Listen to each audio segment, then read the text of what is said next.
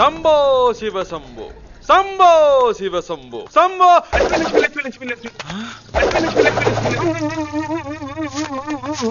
குறுக்கால கைய விட்டு என் கால புடிச்சிருக்கிறது ஒரிஜினல் மகாலட்சுமியா இல்ல என் மன பிராந்தியா பாப்போம். லட்சுமி லட்சுமி லட்சுமி லட்சுமி லட்சுமி. அம்மா ஸ்ரீதேவி இந்த வீட்லயா தாயி இருக்க? உன் வீட்ல ஸ்ரீதேவி குடி இருக்கா தாயி? போன வாரமே காலி பண்ணிட்டு போயிட்டா சாமி.